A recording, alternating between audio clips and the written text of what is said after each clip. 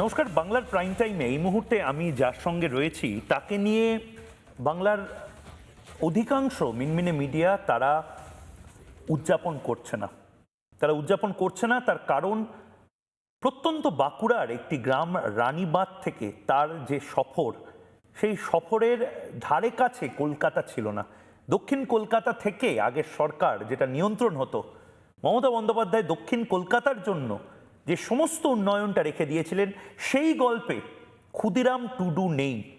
কিন্তু ক্ষুদিরাম টুডু গোটা বাংলার এই মুহূর্তে সবচেয়ে গুরুত্বপূর্ণ যে দপ্তরটি সামলাচ্ছেন, সেই দপ্তর ওলট পালট করে রেখে দিতে পারে মমতা বন্দ্যোপাধ্যায়ের করে যাওয়া দুর্নীতির মৌরসি পাটটাকে।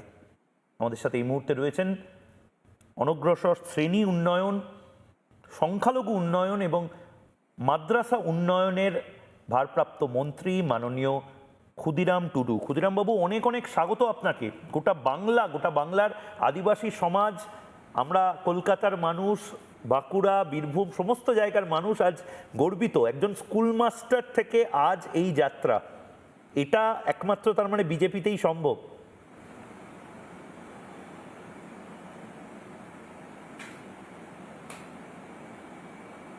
ঠিক, এটা বিজেপি সম্ভব, অন্য কোনো রাজনৈতিক দলের পক্ষে এটা সম্ভব নয়। কারণ আপনারা দেখেছেন মহামহিম রাষ্ট্রপতি দ্রৌপদী মুর্মু এখানে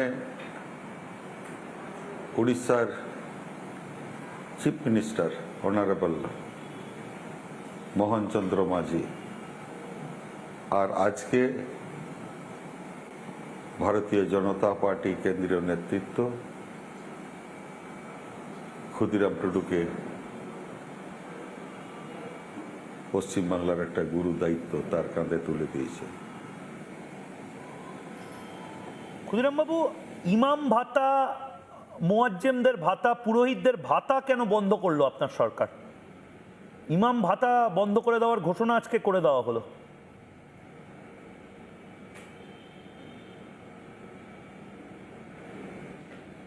ধর্মীয় কোনো ভাতা চলবে না, কারণ সেখানে যদি মাঝি যারা আদিবাসী সমাজের মোড়লদেরকেও তো ভাতা দিতে হতো।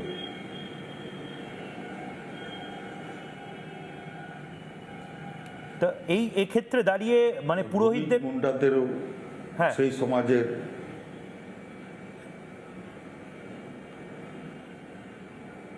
বলুন, শুনতে পাচ্ছি আমি।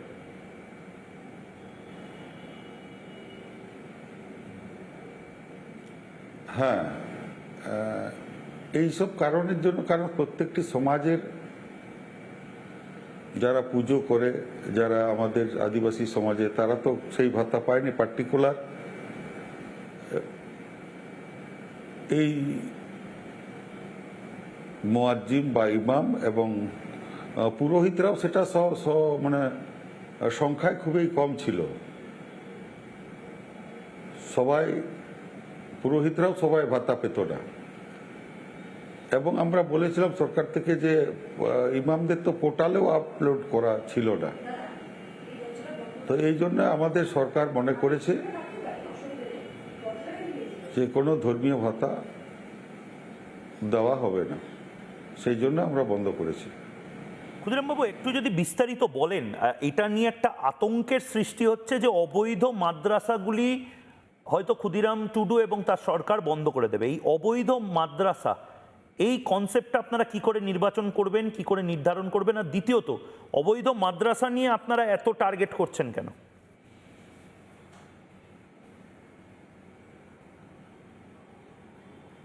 খারিজি মাদ্রাসাগুলোতে অনুপ্রবেশকারীরা এখানে থাকে।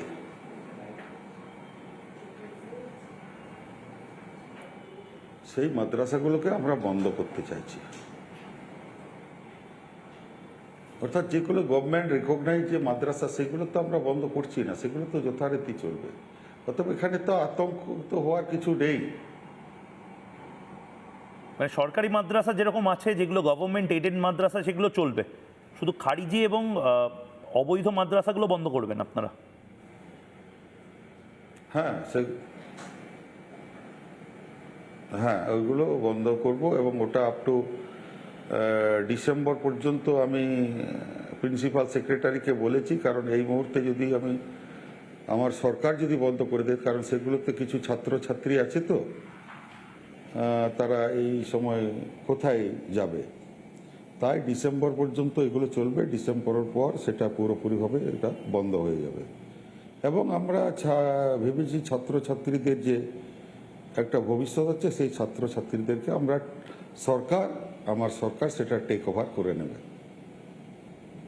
ক্ষুদিরামবাবু, আপনি জানেনও না আপনি কত বড় একটা হেডলাইন তৈরি করে দিয়েছেন গোটা পশ্চিমবঙ্গে। আপনি বলছেন যে আদিবাসী উন্নয়নের টাকা ৯/৬ করা হয়েছিল এর আগের সরকারের সময়, এবং সেই টাকা ৯/৬ যিনি করে সবুজ সাথীর সাইকেল আদিবাসী উন্নয়নের টাকা দিয়ে দিয়েছিলেন, তার নাম আর কেউ নয়, মমতা বন্দ্যোপাধ্যায়।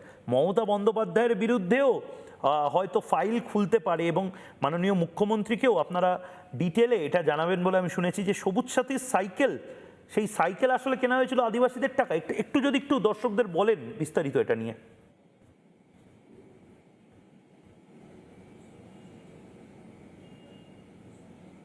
আমি সচিবদের সাথে আমিও জানতাম না সারা পশ্চিমবাংলার কোনো মানুষ, কোনো আদিবাসী মানুষ কেন আছে, যারা শিক্ষিত মানুষ তারা কেউ জানতো না যে ট্রাইবেল ডেভেলপমেন্টের টাকায় এই সারা পশ্চিমবাংলায় তিনি সাইকেল প্রদান করছেন। আমি দপ্তরে গিয়ে দেখলাম যে সবুজ সাথী সাইকেল যে দেওয়া হয়েছে সেটা আদিবাসীর উন্নয়ন দপ্তরের টাকায় দেওয়া হয়েছে। তাহলে যেখানে আদিবাসীদের উন্নয়ন হওয়ার কথা ছিল সেখানে শর্ট পড়ে যাচ্ছে। সেই উন্নয়ন না করে তিনি নিজের নাম কামানোর জন্য, যে সরকারের যে নিজে যে দেখো আমি কত মহৎ কাজ করছি, সেখানে সাইকেল সমস্ত ছাত্রছাত্রীদের দিচ্ছি, এই বিষয়ে আমি সচিবদেরকে বলেছি এটা তদন্ত করা হোক, কেন ট্রাইবেল ডেভেলপমেন্ট টাকা অন্য খাতে খরচা হয়েছে সেই তদন্ত করে যদি দোষী কেউ প্রমাণিত হয় তার বিরুদ্ধে সাংবিধানিক যে নিয়ম আইন, সেই আইন অনুসারে সে শাস্তি পাবে। আমি তো এটাও শুনেছিলাম এবং সেই ছবিও আমরা দেখিয়েছিলাম, ভাইরাল হয়েছিল সেই ছবি, সবুজ সাথীর সাইকেল। আমি যদি ধরেও নিই বাচ্চাদের মধ্যে সেই সাইকেল বিতরণ হয়েছে, সেটাও তো নয়। সবুজ সাথীর সাইকেল আমি দেখেছিলাম বাংলাদেশে পাচার হয়ে গেছে, বাংলাদেশের হাটে বিক্রি হচ্ছে সবুজ সাথীর সাইকেল। মানে আদিবাসী উন্নয়ন তো হলোই না, সেই টাকায় সবুজ সাথীর সাইকেল কেনা হলো, সেই সবুজ সাথীর সাইকেল নিয়েও দুর্নীতি হয়েছিল, এবং বাংলার ছেলেমেয়েরা সেই সাইকেল অনেকাংশেই পায়নি।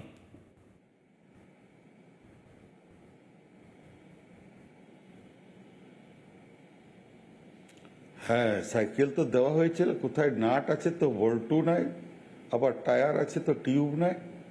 হ্যাঁ, আর মানে এইভাবে সাইকেলগুলো দেওয়া হয়েছিল। মানে একটা সাইকেলে মিনিমাম 1,000 টাকা খরচা না করলে সেখানে ছাত্রছাত্রীরা চালাতে পারতো না। মানে সেখানেও আবার দুর্নীতি। তাই আমি আধিকারিকদেরকে বলেছি, নিশ্চয়ই আমি এই কিছুদিনের মধ্যেই তার সদুত্তর তারা সরকারকে দেবে এবং সরকার তার নিজের মতো করে ব্যবস্থা করবে।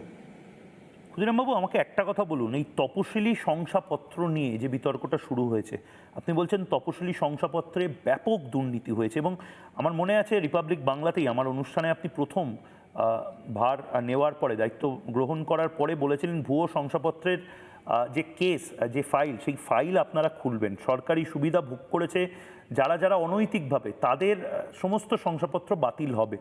একটু যদি বলেন যে এটা এই দুর্নীতিটা কিভাবে আপনি দেখছেন, এটা কি করে দুর্নীতিটা হয়েছে? মানে ওবিসি যারা নয় তারা ওবিসি সার্টিফিকেট পেয়েছে, শিডিউল কাস্ট যারা নয়, ব্যানার্জি, চ্যাটার্জি, ঘোষ, বোস, মিত্র, তারাও এসসি এসটি সার্টিফিকেট পেয়ে লাভ ওঠাচ্ছিল এই বাংলায়।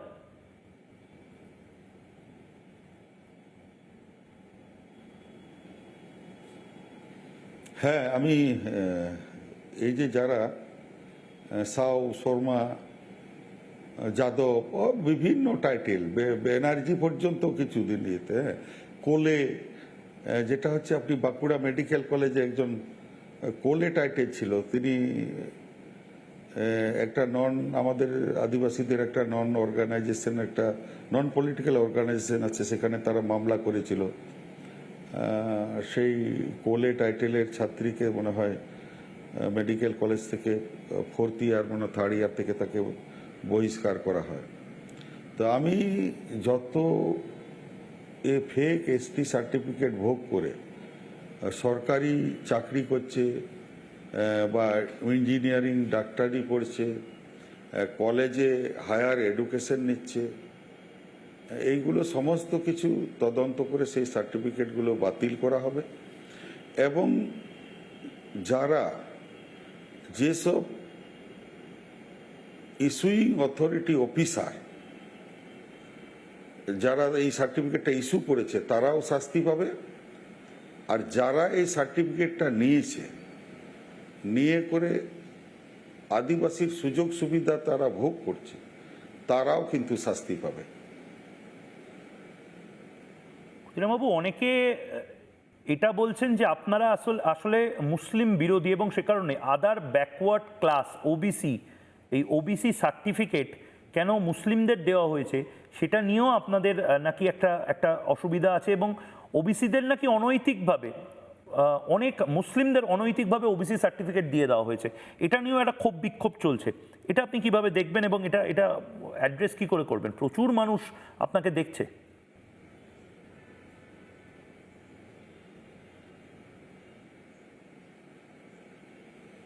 না, কেন আসামেও তো এইভাবে, আসামে সরকার চলছে, সেখানেও রিজার্ভেশন আছে। কারণ যেগুলো যারা এই সুবিধা ভোগ করার অধিকার আছে তারাই ভোগ করবে, অনৈতিকভাবে কোনো এই ফ্যাসিলিটি সরকার দেবে না।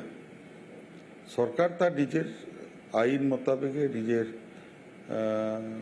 সেইভাবেই চলবে। না, মুসলিমরা কেন অনৈতিকভাবে এটা হতে হবে? নৈতিকভাবে কেন মুসলিমরা ওবিসি সার্টিফিকেট পাবে না?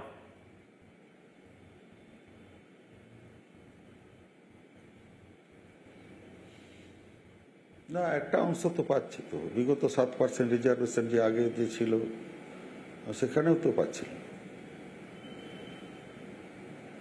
আচ্ছা ক্ষুদিরাম বাবু, আপনি সংখ্যালঘু উন্নয়ন মন্ত্রী, মানে আমরা সাধারণত এটা আমাদের চোখেও এখনো রেজিস্টার করছে না, একটু চোখে কেমন কেমন লাগছে।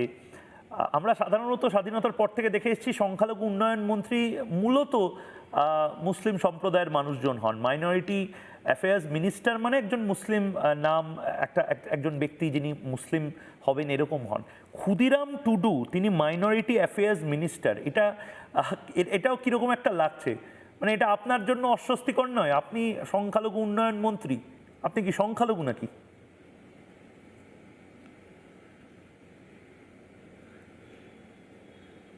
আচ্ছা, আপনি পিছনে ফিরে যান।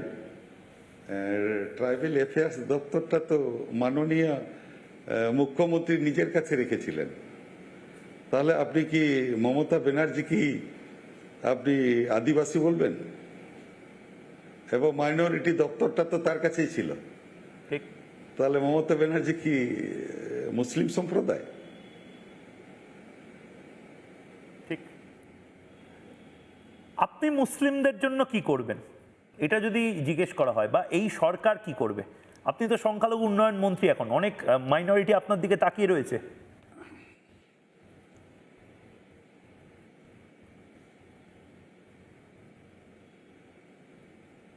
তারা শিক্ষা পাবে, মুসলিমদের ডেভেলপমেন্ট করার যে বিষয়, অবশ্যই তারা সেই ডেভেলপমেন্ট থেকে তারা বঞ্চিত হবেন না। সরকার নিশ্চয়ই চিন্তাভাবনা সরকারের আছে, হ্যাঁ, আতঙ্কিত হওয়ারও কিছু নেই। ক্ষুদিরাম বাবু, এগুলো তো দপ্তর নিয়ে আলোচনা হচ্ছিল। আমি যদি ফিরে যাই আপনার বেড়ে ওঠা নিয়ে, আমি শুনেছি, আমি এটা অনেক বাঁকুড়ার মানুষজনের থেকেই শুনেছি যে আপনার এই যে জার্নিটা, এই যে যাত্রাটা, এটা খুব একটা সহজ ছিল না। রানীবাঁধ অঞ্চলে প্রত্যন্ত গ্রাম থেকে আপনি উঠে এসেছেন, হয়তো অনেক সময় আপনার মুড়ি খেয়ে দিন যাপন করতে হয়েছে, স্কুল মাস্টার ছিলেন, সমস্ত কিছু একটা অধ্যায়, এবং এই অধ্যায়টার গল্প বাংলার মানুষ জানতে চায়। একটু যদি এই গল্পটা করেন, মানে আপনার বেড়ে ওঠা এবং আপনার এই যে রাজনীতিতে আসা, এবং আজ আপনি মন্ত্রী, আমাদের সবার মন্ত্রী, রাজ্যের মন্ত্রী।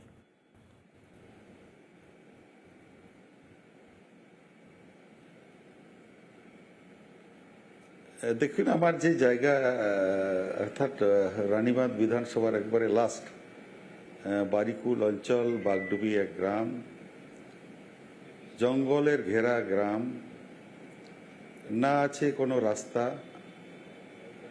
না ছিল কোনো বিদ্যুৎ, না ছিল পানীয় জলের কোনো ব্যবস্থা।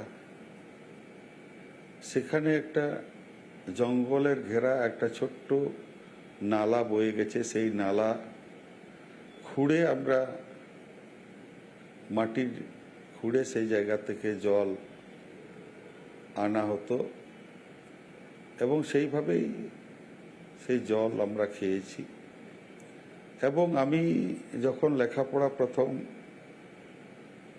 আমি হোস্টেলে পড়ি, আমি শালডিহা স্কুল একটা আছে, ওটা ইন্দপুর অর্থাৎ ছাতনাথ বিধানসভার অন্তর্গত। সেখানে 20 কিলোমিটার আমি পায়ে হেঁটে আমি আসতাম। মানে বাগডুবির থেকে রানীবাঁধের দূরত্ব হচ্ছে 20 কিলোমিটার। সেই আল পথ দিয়ে জঙ্গলের ভেতরে দিয়ে আমরা হেঁটে আসতাম। হেঁটে এসে রানীবাঁধে বাস ধরে আমি সেই শালডিহা স্কুলে এসে হোস্টেলে থাকতাম। আবার যখন হোস্টেল বন্ধ হতো তখন আবার সেই রানীবাঁধে নেমে আবার সেই 20 কিলোমিটার পায়ে হেঁটে গিয়ে বাড়ি পৌঁছাতাম। এইভাবে আমরা আসা যাওয়া করেছি, এইভাবে আমি লেখাপড়া শিখেছি। আর আজ আপনি মন্ত্রী হিসেবে যখন দেখছেন যে যারা আপনাদেরকে বিভিন্ন সময় অপমান করেছিল, যারা আপনাদেরকে তুচ্ছ-তাচ্ছিল্য করেছিল, তারাও এখন আপনাদের চারপাশে আসার চেষ্টা করছে, তৃণমূল কংগ্রেসের থেকে বিশেষ করে। একটা সময় মমতা বন্দ্যোপাধ্যায় কি না বলেছিলেন আদিবাসীদের নিয়ে, অখিলগিরির মতন নেতা তৃণমূল কংগ্রেসের কি ভাষায় যে আদিবাসী সমাজকে বা মাননীয় রাষ্ট্রপতি দ্রৌপদী মুর্মুকে আক্রমণ করেছিলেন, আজ তারাই যেন অদ্ভুতভাবে আমার ভাষায় পাল্টি খেয়ে যাচ্ছে। এটা দেখে কি বলবেন?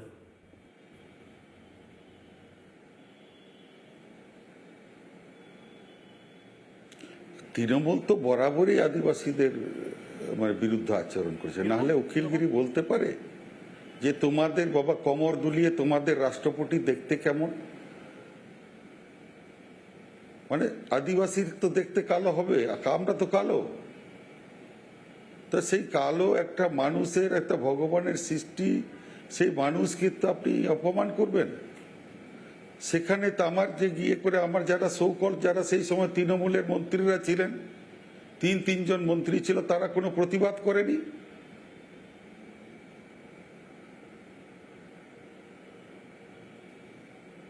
আদিবাসীদের জন্য তৃণমূল কংগ্রেস তো অনেক করেছে বলে মমতা বন্দ্যোপাধ্যায় বলছেন। বিজেপি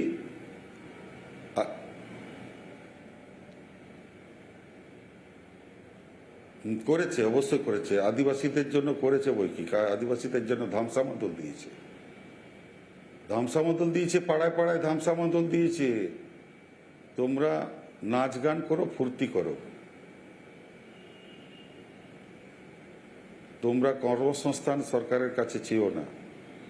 কারণ এই জন্যই তো আদিবাসী আজকে জঙ্গলমহলের মানুষ আজকে এসএসসি বন্ধ করে দিয়েছে 11 সাল পর থেকে।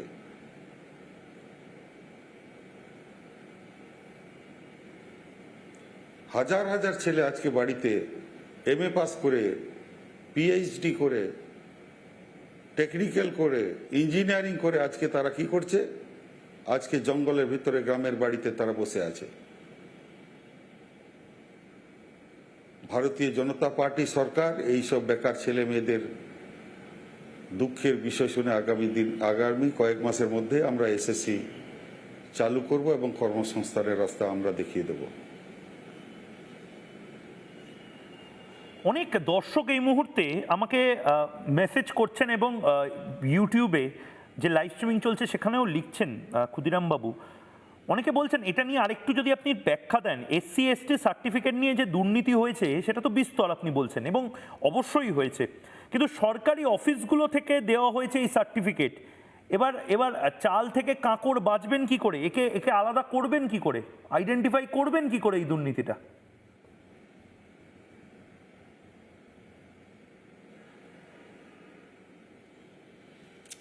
অবশ্যই যে সেই আমরা কি বলে ধান যেটা পাছড়ানো হয়, ধান আগড়া চলে যাবে, ধানটা থেকে যাবে। আমরাও ঠিক একইভাবে তদন্ত হবে। সরকার যদি ইচ্ছা করে, সরকার কি না পারে আপনারা সবাই তো জানেন। ঠিক।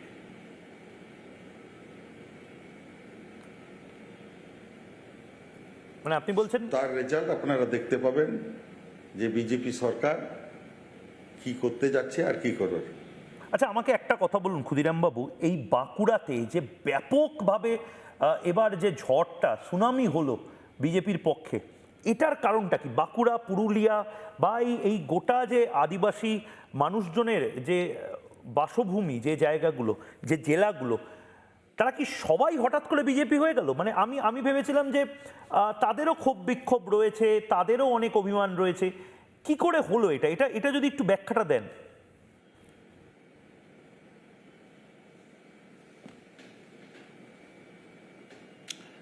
মেন হচ্ছে অনুন্নয়ন।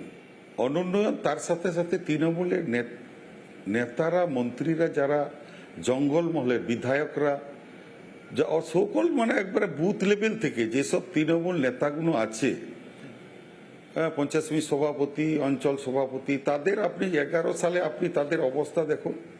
আপনি ফিরে যান 2011 সালে, আর আজকে 2026 সাল, তাদের অবস্থা আপনি যদি দেখেন না, আপনি মানে চোখে চড়ক গাছ হয়ে যাবে প্রত্যেকটি মানুষ। এই দুর্নীতিগুলো তারা তো একবার প্রকাশ্যে দেখেছে। তারা কিভাবে আজকে কোটি কোটি টাকার মালিক হলো, কোথায় থেকে তারা টাকা পেলো, কোথা থেকে অট্টালিকা হলো, কোথা থেকে বিলাসবহুল গাড়ি হলো, এইগুলো দেখেই তো মানুষ তার বিরুদ্ধে রায় দিয়েছে। সেই জন্যই তো আজকে ডবল ইঞ্জিন সরকার তারা চাইছিল, উন্নয়ন চাইছিল। কারণ বাঁকুড়াতেও যারা হয়তো সাইকেল কিনতে পারতেন না, তারা হয়তো এখন বড় বড় গাড়িতে ঘোরেন।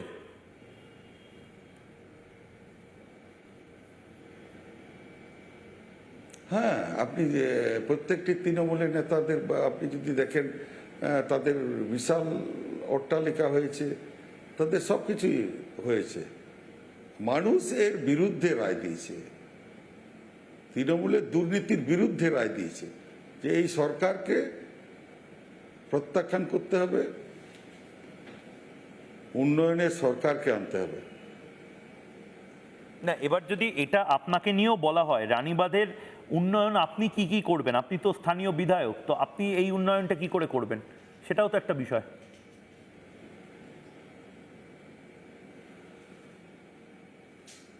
হ্যাঁ, উন্নয়ন অবশ্যই হবে, কেন উন্নয়ন হবে না? সরকার উন্নয়ন করবে। ব্যক্তি ক্ষুদিরাম টুডু তো সরকারের যে সিস্টেম, সেই সিস্টেম প্রয়োগ করে আমরা উন্নয়ন করব।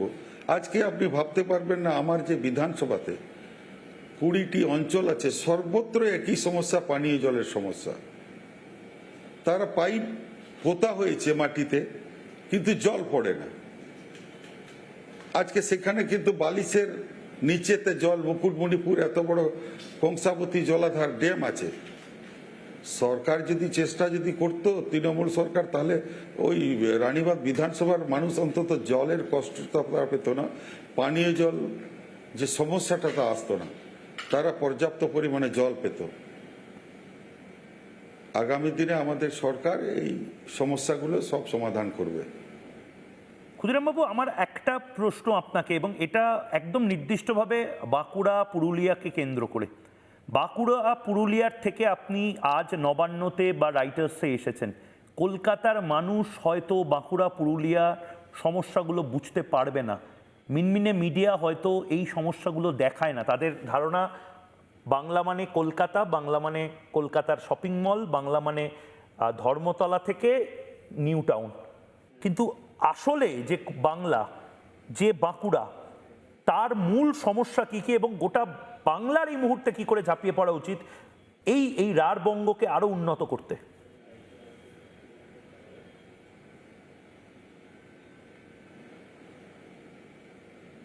রাঢ়বঙ্গকে যে সমস্যাগুলো আছে এখানে মেনলি আপনাদেরকে বললাম যে পানীয় জলের সমস্যা, বাঁকুড়া, পুরুলিয়া, ঝাড়গ্রাম, অর্থাৎ যেটাকে জঙ্গলমহল বলা হচ্ছে রাঢ়বঙ্গ। দ্বিতীয় হচ্ছে সেখানে রাস্তার অবস্থা খুব শোচনীয়, মানুষ মানে হেঁটে যেতে পারে না।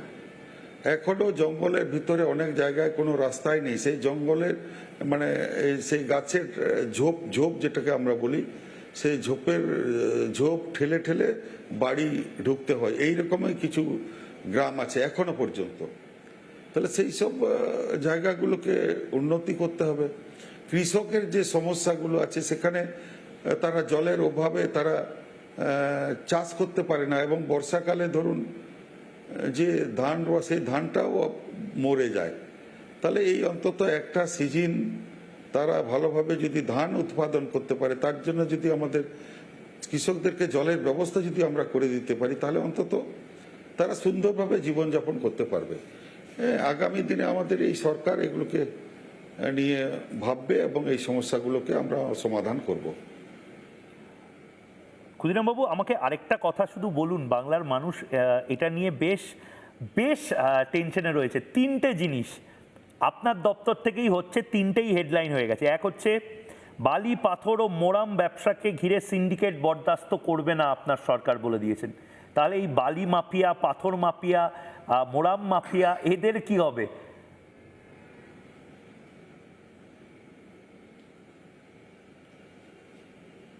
আমি আজকে সিএমকে বলেছি এবং আধিকারিকদের বলেছি, যে বালি যারা অবৈধভাবে যারা স্ট্যাক করে রেখেছে, অর্থাৎ একটা প্রায় 100 ফুট হাইট, অর্থাৎ 3 তলা বিল্ডিং এর উপরে এইরকম বালি স্ট্যাক আছে, সেই স্ট্যাক বালিগুলোকে প্রপারলি ওইভাবে কত সিএফটি সেখানে বালি গাদা করা আছে, যারা মালিক তাদের কাছে বৈধ কাগজ আছে কিনা, যদি কাগজ থাকে তাহলে ছাড় পাবে, নাহলে গভর্নমেন্ট এটা সিজ করবে এই বালি স্ট্যাক বালিগুলো। এবং অবৈধ খাদান আমরা কোনো মতে চলতে দেব না।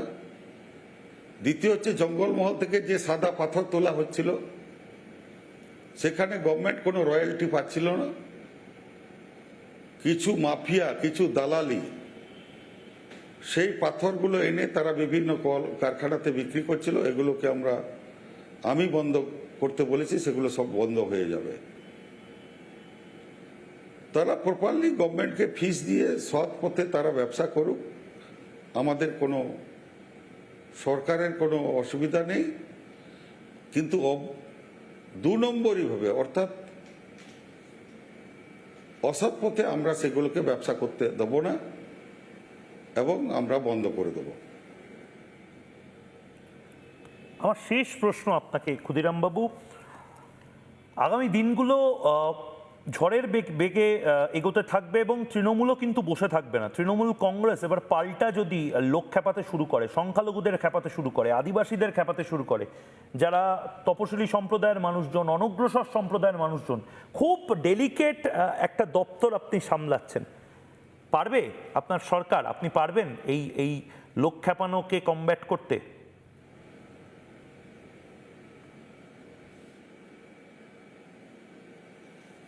অবশ্যই, কারণ মানুষের যেটা ক্ষোভ ছিল যে এই যে ফেক এসটি সার্টিফিকেট, এটা তো সাধারণ মানুষ, আদিবাসী মানুষ সরকারের সাথে আছে। আদিবাসীদের উন্নয়ন যদি প্রপারলি আমরা করি, তৃণমূল শত চেষ্টা করুক, কারণ তৃণমূল যেভাবে দুর্নীতি করেছে সেই দুর্নীতির বিরুদ্ধে আজকে রায় দিয়েছে। মানুষ দুহাত তুলে এমনি ভারতীয় জনতা পার্টিকে তারা আশীর্বাদ করেনি। তৃণমূল শত চেষ্টা করে, তৃণমূলকে আপনি দূরবীন দিয়ে কিছুদিন বাদে না, দূরবীন দিয়ে তৃণমূল দলকে খুঁজে পাবেন না। কোনো লোক বলতে সাহস পারবে না যে আমি তৃণমূল করতাম।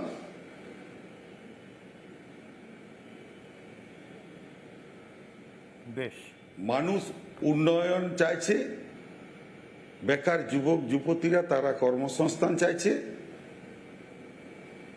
অতএব এখানে কেউ কিছু করতে পারবে না। বেশ, অনেক অনেক ধন্যবাদ ক্ষুদিরাম বাবু এতটা সময় দেওয়ার জন্য। কাল আবার নতুন দিন, বড় দিন।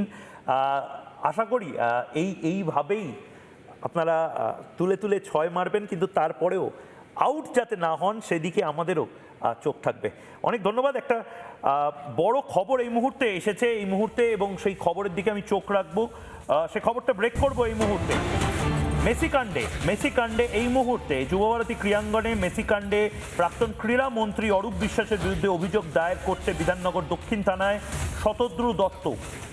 শতদ্রু দত্ত, যিনি মেসি ইভেন্টের আয়োজক ছিলেন, তিনি এই মুহূর্তে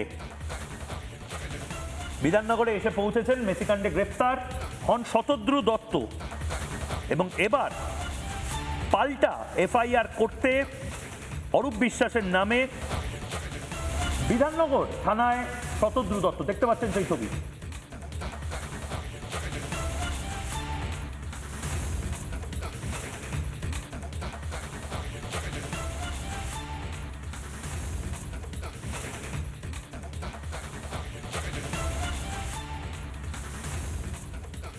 আপনারা দেখতে পাচ্ছেন বিধাননগর দক্ষিণ থানায় শতদ্রু দত্ত, সেও পৌঁছেছে। আমরা টেলিফোনে শতদ্রু দত্তর সাথেও যোগাযোগ করার চেষ্টা করব। শতদ্রু দত্ত মেসিকে আনার জন্য 3 বছর লড়াই করেছিলেন, এবং মেসিকে অবশেষে শতদ্রু দত্ত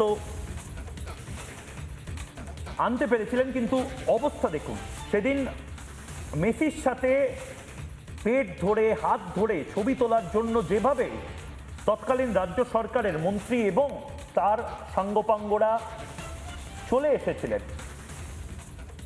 তাতে মেসি বিরক্ত হয়ে বেরিয়ে যান। এবং আমরাও শতদ্রু দত্তকেই প্রশ্ন করেছিলাম যে টাকাটা কবে ফেরত দেওয়া হবে। আরেকটা ডার্বি আমরা দেখলাম, এবং সেই ডার্বিতে আমরা দেখলাম যে ড্র হলো, সেখানেও মানুষজন বলা বলি করছিল যে মেসি কাণ্ডের টাকাটা এখনো ফেরত পাওয়া যায়নি। শতদ্রু এই মুহূর্তে নীল জামা পরে বিধাননগর দক্ষিণ থানায় তিনি প্রবেশ করেন অরূপ বিশ্বাসের বিরুদ্ধে। বিধাননগর দক্ষিণ থানায় শতদ্রু দত্ত অভিযোগ দায়ের করতে গেছেন। রিপাবলিক বাংলাকেও শতদ্রু দত্ত বলেছিলেন যে অরূপ বিশ্বাসের বিরুদ্ধে 100 কোটি টাকার মামলা করবেন, 100 কোটি টাকার মামলা জিতলে সেই গোটা টাকাটা তিনি দিয়ে দেবেন, এবং যারা যারা মেসির ফ্যান তাদের মধ্যে বিলিয়ে দেবেন। কিন্তু এই যে ঘটনা, তার জন্য সম্পূর্ণভাবে অরূপ বিশ্বাসকে দায়ী করেছিলেন শতদ্রু দত্ত। বড় খবর এই মুহূর্তে, শতদ্রুকে আমরা টেলিফোনেও ধরার চেষ্টা করব। অন্যান্য যারা নেতারা রয়েছেন। আমরা নিশীথ প্রামাণিক ক্রীড়ামন্ত্রী, বর্তমান ক্রীড়ামন্ত্রীকেও এই মুহূর্তে ধরার চেষ্টা করব।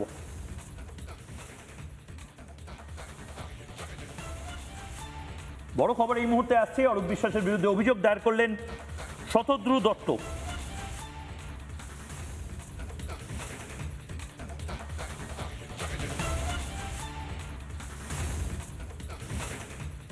দক্ষিণ বিধাননগর থানায় শতদ্রু দত্ত এই মুহূর্তে রয়েছেন।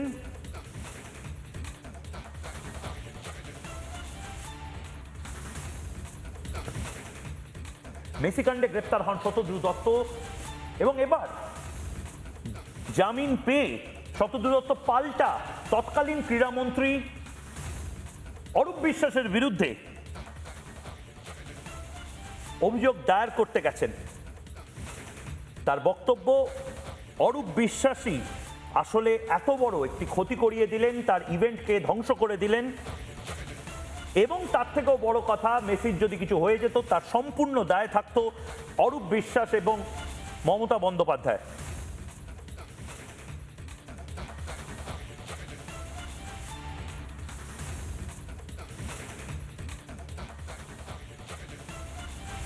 অনেকগুলো বড় খবর এই মুহূর্তে আসছে, কিন্তু এই খবর রাজ্য রাজনীতিতেও প্রভাব ফেলবে। আবার নতুন করে মেসি ফাইল ওপেন হচ্ছে, এবং মেসি ফাইল ওপেন হওয়ার সঙ্গে সঙ্গে শতদ্রু দত্ত জিজ্ঞাসাবাদের ঊর্ধ্বে থাকবেন না। শতদ্রু দত্ত, তাকেও বলতে হবে ঠিক কত তাড়াতাড়ি টাকা ফেরত পাওয়া যাবে।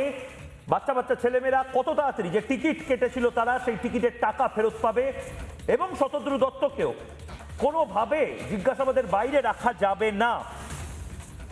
কিন্তু শতদ্রু দত্ত এই মুহূর্তে, ইভেন্ট ম্যানেজার শতদ্রু দত্ত এই মুহূর্তে পৌঁছে গেছেন বিধাননগর থানায় অরূপ বিশ্বাসের বিরুদ্ধে অভিযোগ দায়ের করতে। এফআইআর এ পরিণত হয় কিনা সেটাই দেখার।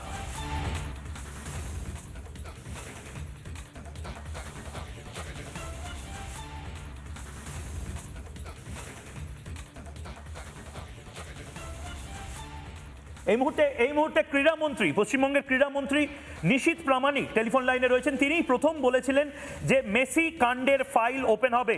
নিশীথ বাবু, আজ শতদ্রু দত্ত তারাও অরূপ বিশ্বাসের বিরুদ্ধে মামলা দায়ের করতে গেছে, আবার নতুন করে জলঘোলা হচ্ছে মেসি কাণ্ড নিয়ে, কি বলবেন?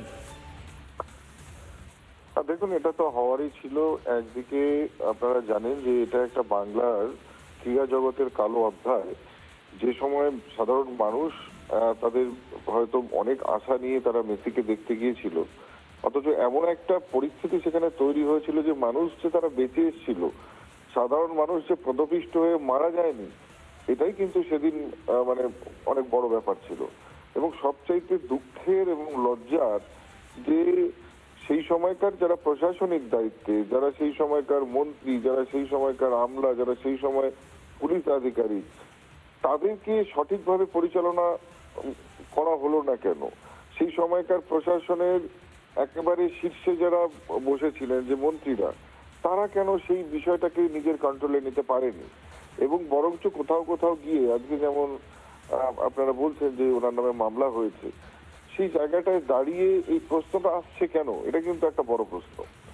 আমরা বারবার বলেছি যে এই ঘটনার পেছনে যারা কুচক্রী, যাদের কারণে এইরকম ঘটনা ঘটেছে, আমরা প্রত্যেকে তাদের যে কাজ তারা করেছে, তাদের সেই কাজের সাজা, তাদের সেই ফল তাদেরকে পেতে হবে।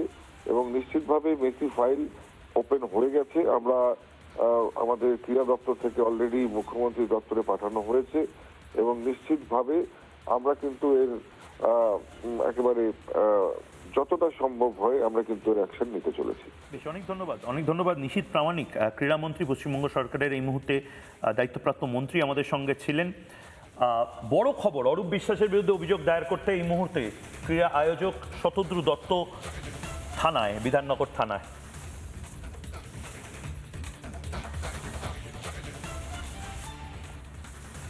সত্যের মুখোমুখি হওয়া এবং নির্ভীকভাবে তা তুলে ধরাই রিপাবলিক বাংলার দস্তুর। খবর দ্রুত দেওয়া যেমন আমাদের লক্ষ্য, খবরের সত্যতা বজায় রাখাও আমাদের পরম ধর্ম।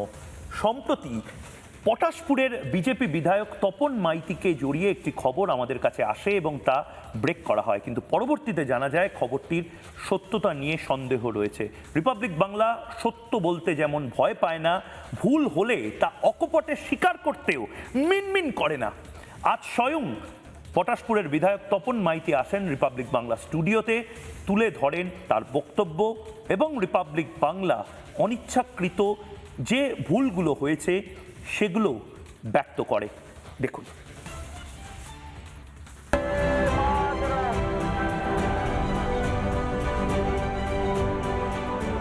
পটাশপুর বিধানসভা কেন্দ্র 26-এর ভোটেই কেন্দ্রে প্রথমবার পদ্ম ফুটিয়েছিলেন বিজেপির বিধায়ক তপন মাইতি। এলাকার এই জনপ্রিয় জনপ্রতিনিধিকে নিয়ে সম্প্রতি একটি খবর সামনে আসে। গোপন সূত্রে খবর আসে একটি জমি সংক্রান্ত মামলায় ইডি তলব করেছে বিধায়ককে। শান্তনু সিনহা বিশ্বাসের স্ত্রীর একটি সংস্থার সঙ্গে তপন মাইতির ছেলের যোগসূত্রের তত্ত্ব উঠে আসে। খবরের দ্রুততার খাতিরে তা ব্রেক করা হয় রিপাবলিক বাংলার, কিন্তু পরবর্তীতে জানা যায় খবরটি সম্পূর্ণ ভুয়ো ছিল। পটাশপুরের বিধায়ক তপন মাইতি স্বয়ং আসেন রিপাবলিক বাংলা স্টুডিওতে।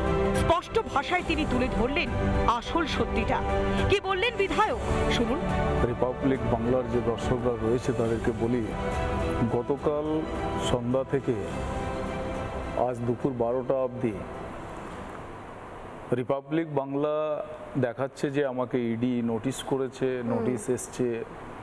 আমি তো বুঝতে পারিনি বিষয়টা, সেই জন্য আমি সোজা আজকে রিপাবলিক বাংলা স্টুডিওতে চলে এসেছি বিষয়টা কি আমি জানার জন্যই। কেননা ইডি তো আমাকে কোনো নোটিশ করেনি, আর যে ব্যক্তির সাথে আমাকে জোড়া হচ্ছে আমি তার নামটাও ঠিক মতো জানি না কি, পরে আমি যখন জানলাম যে শান্তনু সিনহা বিশ্বাস, ওই অফিসারের সাথে আমার কোনো সাজিস নেই, আর আমি চিনিও না, জানিও না।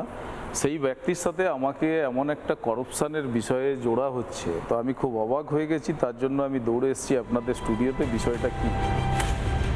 রিপাবলিক বাংলা সত্য বলতে যেমন পিছুপা হয় না, তেমনি কোনো খবরের অসত্যতা সামনে এলে তা স্বীকার করতেও দ্বিধা করে না। পটাশপুরের মানুষদের জন্য যে কতটা দায়বদ্ধ বিধায়ক তাও জানিয়েছেন তপন মাইতি। নিজস্ব যে একটা ছবি আছে ওখানে, কেননা আমার সাথে এবং ভারতীয় জনতা পার্টির বহু কার্যকর্তা যে দূর দূর পর্যন্ত যাদের কোনো করাপশনের সাথে কোনো যোগসাজিশ কোনো দিকে নেই, ভুল জানা মাত্রই অত্যন্তই অকপটে এবং দ্রুততার সঙ্গে তার সূত্রে নিয়ে আমরা এই খবরের মধ্যে সত্যতা ছিল না, এ ধরনের একটা ফেক নিউজ ছড়িয়ে দেওয়া হয়। ওই পটাশপুরবাসীকে ভরসা দিতে পেরেছিলাম, যে ওদেরকে ভরসা দিয়েছিলাম যে না আমি আপনার সাথে রয়েছি, এবং ওরা প্রাক্তন সৈনিক হিসেবে এবং আমার রাজনৈতিক লাইফে 2014 থেকে এ পর্যন্ত দেশের প্রতি যেভাবে আমরা বফাদার, দেশের প্রতি রাষ্ট্রবাদী লোক আমরা, সেটাকে কালিমা লিপ্ত করার জন্য প্রথম এই যে আমি বিধায়ককে শপথ নেওয়ার পর থেকেই একটা চক্রান্ত চলছে। ভুল তথ্য ছড়ানো আমাদের উদ্দেশ্য নয়, খবরের সত্যতাই আমাদের আসল শক্তি। আর সেই কারণেই সত্যের বিকৃতি না করে আমরা আমাদের ভুল সংশোধন করে নিলাম, কারণ রিপাবলিক বাংলা সব সময় জনতার দরবারে দায়বদ্ধ।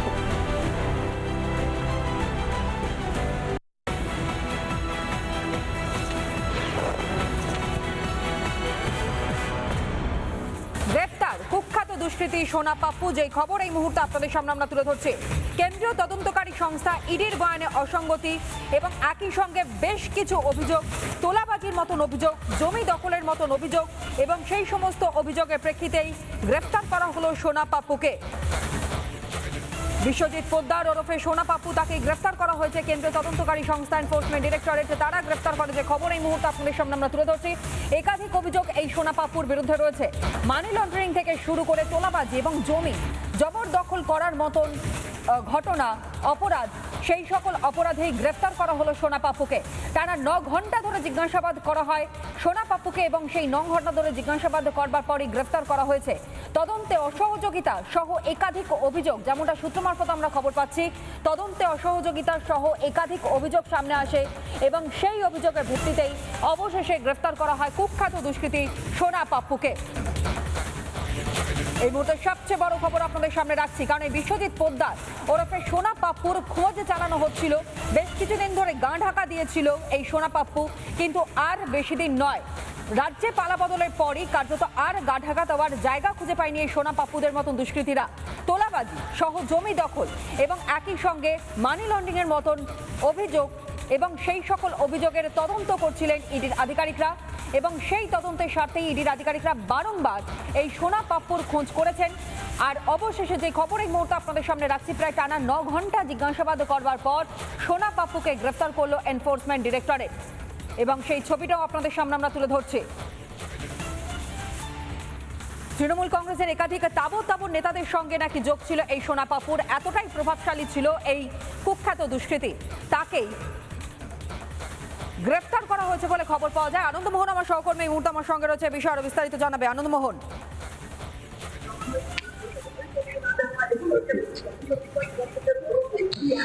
দেখো একেবারে আজ সকাল 11টা নাগাদ যেটা হচ্ছে বিশ্বজিৎ পোদ্দার ওরফে সোনা পাপ্পু, তিনি কিন্তু আজ ইডি দপ্তরে আসেন নারায়ণ জেরা, এবং 9 ঘন্টা জেরা শেষে তাকে কিন্তু গ্রেফতার করে ইডি। এবং যে বিষয়টি রয়েছে যে তুমি জানো যে এর আগে জয় কামদার, যিনি একজন নামকরা প্রমোটার রয়েছেন, তাকে গ্রেফতার করেছিল ইডি, এবং এই সোনা পাপ্পুর বাড়িতে সেখানে কিন্তু তল্লাশি অভিযান চালিয়েছিল, ইডি পক্ষে চালানো হয়েছিল, সেখান থেকে আগ্নেয়াস্ত্র উদ্ধার হয়েছিল এবং এই জয় কামদারের বাড়িতে কিন্তু 1 কোটিরও বেশি নগদ টাকা উদ্ধার হয়েছিল।